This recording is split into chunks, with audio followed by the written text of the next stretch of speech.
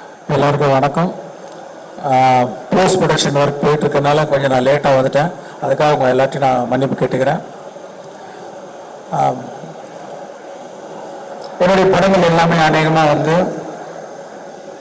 இப்படி நடந்தால் எப்படி இருக்கும் அப்படிங்கிறது தான் most of my films concept. இப்போ இந்தியன் டூ இப்படி தான். இப்போ கரண்ட்ல இந்தியன் தாத்தா வந்தால் எப்படி இருக்கும் அப்படிங்கிற கற்பனை தான் வந்து இந்தியன் டூ. இந்தியன் ஒன் வந்து தமிழ்நாட்டுக்குள்ள நடக்கிற மாதிரி கதை இருந்தது. ஆனால் இந்தியன் டூ வந்து கொஞ்சம் தமிழ்நாடு தாண்டி மற்ற மாநிலங்களுக்கும் கதை விரியுது. ஸோ அதை நீங்கள் ட்ரெய்லர்லேயே பார்த்துருப்பீங்க. இந்த படத்தை பொறுத்த வரைக்கும் நிறைய கதாபாத்திரங்கள் இருக்குது இந்த படத்தில். மெயினாக ஒரு இந்தியன் தாத்தா, அது இல்லாமல் நிறைய குடும்பங்கள் இந்த கதையில் வந்து போகும். இந்தியாவில் உள்ள அத்தனை குடும்பங்களும் ஒரு எங்கேஜிங்காக பார்க்கக்கூடிய ஒரு படம். படம் முடியும் போது ஒவ்வொருத்தரையும் அந்த படம் கொஞ்சம் யோசிக்க வைக்கும் நான் நம்புகிறேன். இந்த படத்தை வந்து இவ்வளோ சிறப்பாக வர்றதுக்கு காரணம் வந்து முதல் காரணம் கமல் சார் தான். ஏன்னா பல தடவை சொன்ன மாதிரி வந்து பார்ட் ஒன்ல கூட நாங்கள் 40 நாள் தான் வந்து அவருக்கு அந்த மேக்கப் போட்டோம், அந்த ப்ராஸ்தட்டிக்ஸ் மேக்கப்பு. இந்த படத்தில் வந்து 70 நாள் போட்டிருக்காங்க. அது சாதாரண விஷயம் இல்லை. டெய்லி பொறுமையாக வந்து 3 hours உட்காந்து மேக்கப் போடணும். அந்த மேக்கப்பில் சரியாக சாப்பிட முடியாது. ஸ்ட்ரா வச்சு தான், லிக்விடாக தான் சாப்பிட முடியும். ஷூட்டிங் முடிஞ்சும் நம்மெல்லாம் போயிடுவோம். ஆனால் காலையில் ஃபஸ்ட்டு எல்லாரும் வரத்துக்கு முன்னாடி கமல் சார் தான் வருவாங்க. ஷூட்டிங் முடிஞ்சு நம்ம எல்லாரும் போயிடுவோம். கடைசியாக அவர் தான் போவார். ஏன்னா ஷூட்டிங் முடிஞ்சாலும் அதை கலைக்கிறதுக்கு வந்து 1 மணி நேரம் ஆகும். ஃபஸ்ட்டு பார்ட் 1 ஷூட் பண்ணும்போது முதல் நாள் வந்து கமல் சார் அந்த மேக்கப்பில் வந்து நிற்கும்போது ஒரு பயங்கர ஒரு சிலிர்ப்பு ஒன்று உண்டாச்சு. இப்போ அதே சிலிர்ப்பு 28 வருஷம் கழிச்சு அவர் ஃபஸ்ட்டு மேக்கப் டெஸ்ட்டுக்காக போட்டுட்டு வந்தப்போ எனக்கு பயங்கரமாக அதே ஃபீலிங் வந்தது. இன்னொன்று, ஒவ்வொரு நாள் ஷூட்டிங் நடக்கும்போதும் வந்து கமல் சார்னே தோணாது. ஒரு இந்தியன் தாத்தா நம்ம பக்கத்துலேயே உலகிட்டு இருக்கிறாரு, இங்கே பக்கத்தில் இருக்காரு அப்படிங்கிற ஒரு ஃபீலிங் தான் வந்துட்டு இருக்கோம். கமல் சார்ன்றதே வராது. அதை நான் ஃபீல் பண்ணேன். அதுவும் இல்லாமல் அவருடைய உழைப்பையும் அவருடைய டெடிகேஷனையும் சொல்லிக்கிட்டே போகலாம். பார்ட் 1ல பண்ணும்போது பார்த்தீங்கன்னா அப்போ ப்ராஸ்தட்டிக்ஸ் வந்து அவ்வளோ அட்வான்ஸ்டு ஸ்டேஜில் கிடையாது. அதனால் ரொம்ப திக்காக இருக்கும். முதல்ல பார்க்கும்போது கமல் சார் மாதிரி தெரியலையே அப்படிங்கிற மாதிரி ஒரு ஃபீலிங்காக இருந்தது. ஆனால் இந்த வாட்டி I want to see the actor மோர் அப்படின்னு சொல்லி அந்த லெகசி கம்பெனியில் சொல்லி இப்போ இன்னும் அட்வான்ஸ் ஆனதுனால அந்த மேக்கப் கொஞ்சம் தின்னானதுனால நீங்கள் இன்னும் கமல் சாரை நிறைய பார்க்கலாம். பார்ட் 1 கூட அந்த கமல் சார் அந்த ஆக்டரை நீங்கள் வந்து கிளியராக பார்க்க முடியும். அது ஒரு பெரிய டிஃப்ரென்ஸ் நீங்கள் இந்த படத்தில் பார்ப்பீங்க. பட் பல காட்சிகள் ரொம்ப சிரமப்பட்டு நடிச்சிருக்காங்க.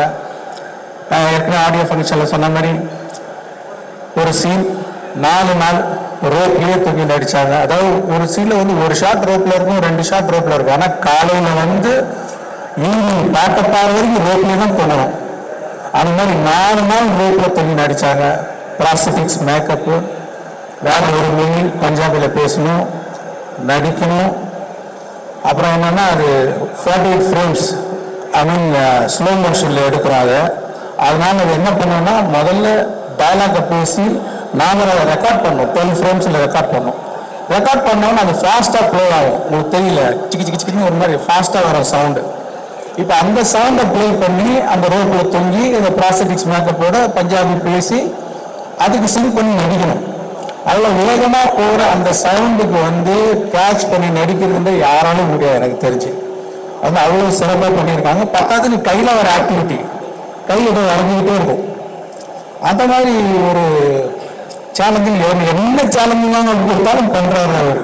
இதை விட கடினமாக என்ன பண்ண முடியும் அதுக்குன்னு ஃபோர்ஸ் பண்ணுறது இல்லை. அந்த காட்சி அமைப்பு அப்படி இருக்கும்போது அவ்வளோ பெஸ்ட்டாக பண்ணி கொடுத்துருக்காங்க. இன்னொன்று, அவர் வர ஒவ்வொரு காட்சியுமே நான் வந்து ஒரு மோர் தென் டைரக்டர் ஒரு ஆடியன்ஸாக பார்க்கும்போது ஒரு பிரமிப்பு இருக்குது. அப்படியே பார்த்துக்கிட்டே இருக்கிற ஒரு பிரமிப்பு. இன்னும் கொஞ்ச நேரம் அவர் பார்க்கணும், மறுபடியும் எப்போ வருவார் அப்படிங்கிற ஒரு ஃபீலிங் இருந்துகிட்டே இருக்குது. அவ்வளோ சிறப்பாக நடிச்சிருக்காங்க. இன்னும் சொல்லிக்கிட்டே போகலாம்.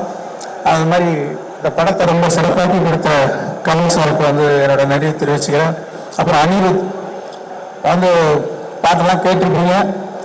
நான் என்ன எதிர்பார்த்தனோ அதோட சிறப்பாகவே போட்டு கொடுத்துருக்காரு அனிருத் அந்த சாங்ஸ் எல்லாம். அந்த அவருக்கு என்னுடைய நன்றி.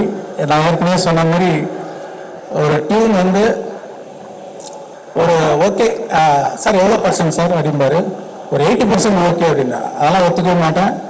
100% நீங்கள் திருப்தி வர வரைக்கும் நான் டியூன் போட்டுக்கிட்டே இருப்பேன் அப்படின்னு சொல்லி ஒவ்வொரு பாட்டையும் அப்படி போட்டு கொடுத்துருக்காரு. தேங்க்யூ அனி. அப்புறம் இந்த இவ்வளோ பெரிய கனவை, இவ்வளோ பெரிய இமேஜினேஷனை வந்து என்னதான் இமேஜின் பண்ணிட்டு இருந்தாலும் அது இமேஜின் பண்ணிகிட்டே தான் இருக்கணும். அதை வந்து செயல் வடிவாக்கணும்னா அதுக்கு சுபாஸ்கரன் மாதிரி ஒரு ப்ரொடியூசர் இருந்தால் சரியாக வரும். அவருடைய சப்போர்ட்னால தான் வந்து நான் என்னெல்லாம் நினைச்சனும் அதை வந்து ஒரு படமாக்கி பார்க்க முடிஞ்சுது. ஸோ அவருக்கு என்னோட நன்றியை தெரிவிச்சுக்கிறேன். இந்த படம் கம்ப்ளீட் ஆகிறதுக்கு உதவியாக தமிழ்குழுவும் செங்கல் தோழர்கள் அவங்களுக்கு என்னோட நன்றி. டிரைவர் வந்து அதான் சொல்லுவேன், நீங்கள் வந்து தாத்தா மட்டும்தான் வர்ணம் போடுவாரா, நீங்களும் போடுங்க. என்ன வர்ணம்? ஒளி வர்ணம். அது ஒளினாலே ஒரு வர்ணம் போடுங்க அப்படின்னு சொல்லுவேன்.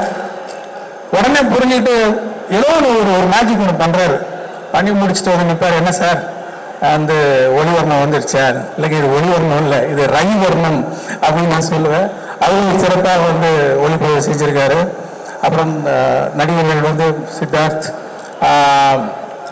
பாபி சிம்மா, ஜெகன், அப்புறம் ரிஷி, அப்புறம் வினோத் சாகர், இன்னும் நிறைய பேர் சமுத்திரகனி, எஸ்ஜே சூர்யா, பிரியா பவானி சங்கர், மனோபாலா, வேறு நிறைய பேர். சில பேரை விட்டுட்டுனா கூட மன்னிச்சுங்க. ரகுல் பிரீத் சிங், விவேக் சார் மெயினாக வந்து எவ்வளோ சந்தோஷமாக இருக்கு அவரை பார்க்குறதுக்கு. வந்து எவ்வளோ வருஷம் ஆச்சு அவரை பார்த்து.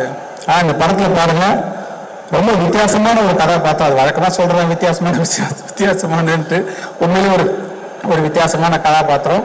அவரோட டைமிங், அவரோட ரியாக்ஷன் எல்லாமே வேறு மாதிரி பண்ணியிருக்காரு. அவர் வரும்போது அவ்வளோ சந்தோஷமாக இருக்குது பார்க்குறதுக்கு. அந்த சந்தோஷம் கண்டிப்பாக வந்து அவருடைய ரசிகர்களுக்கு மட்டும் இல்லை, எல்லா ஆடியன்ஸுக்குமே வந்து ஒரு சந்தோஷமாக இருக்கும்.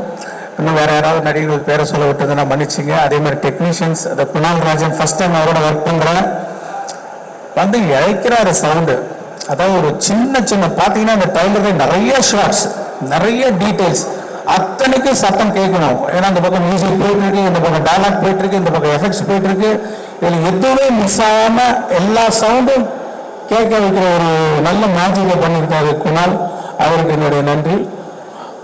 அந்த படத்துக்காக வச்ச அத்தனை பேருக்கு என்னுடைய நன்றி நான் தெரிவிச்சுக்கிறேன். அதே மாதிரி பார்ட் ஒன்று நீங்கள் வந்து சப்போர்ட் பண்ணி அதை வந்து ஒரு பெரிய வெற்றியாக்குனீங்க.